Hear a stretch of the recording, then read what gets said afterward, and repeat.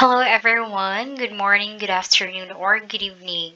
So, I hope that this report or assignment will help you soon.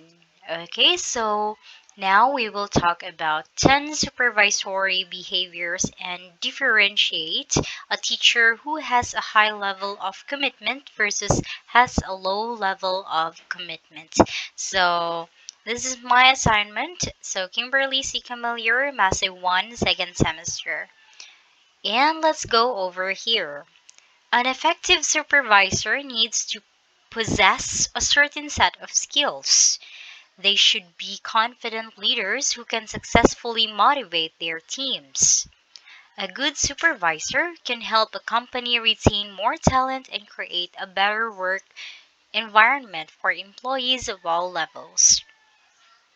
As a supervisor, you should reflect upon your interpersonal skills and think about which ones are your strengths and which ones you should improve. By continuing to learn and develop in your role, you can become an even better supervisor and further your career. And for the top 10 supervisory behaviors, first, the supervisors need a special set of skills to be able to effectively lead their team. So people are more likely to respect a confident and personable leader. So if you are a supervisor or would like to become one someday, it's important that you develop your supervisory skills to be the best leader possible. So here are the 10 skills every supervisor should have. Number 1, written and verbal communication.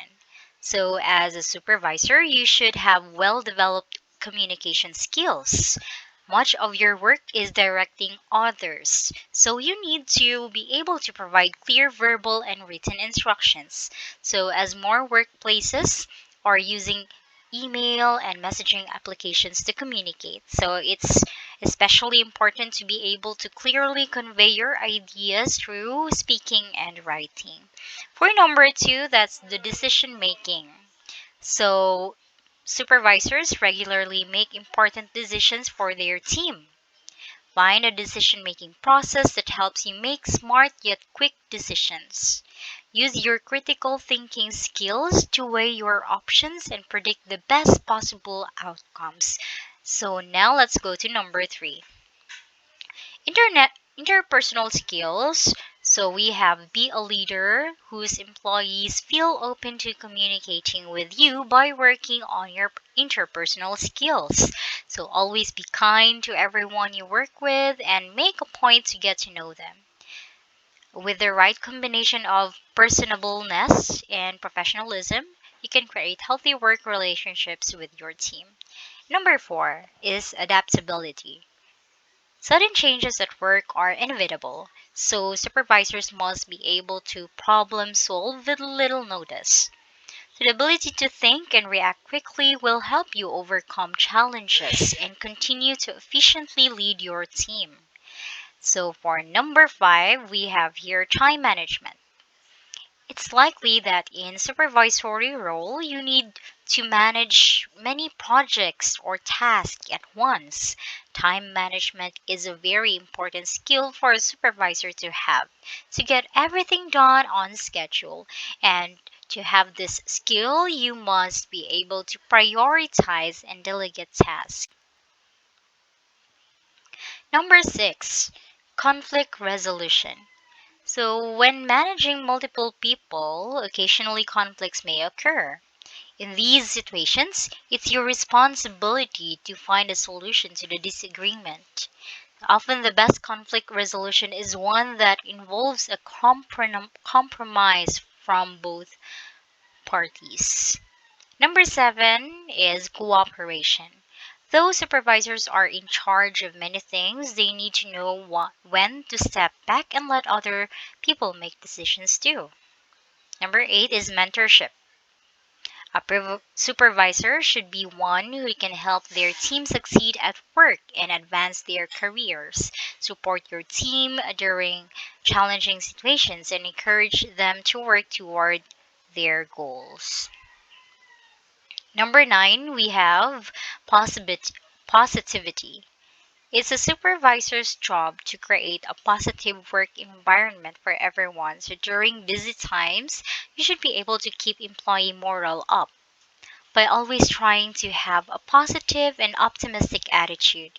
You are encouraging others to do the same. Number 10 is willingness to learn. No matter what level you are at in your career, there is always an opportunity to learn more. An effective supervisor always wants to gain more knowledge and develop their skills. Try to learn as much as you can about your career, industry, and role within the company.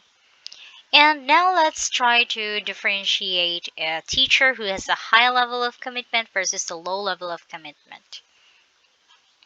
A teacher who has a high level of commitment is that first, she must act, think, and present herself like professionals should. Commit to being a lifelong learner, or he or she loves to learn from multiple sources of knowledge throughout his or her career.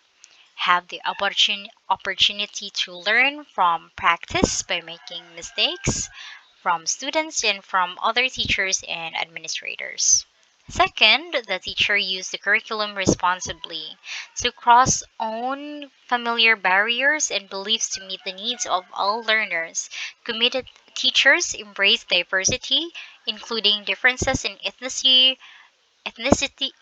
ethnicity, culture, socioeconomic status, disability, and sexual orientation.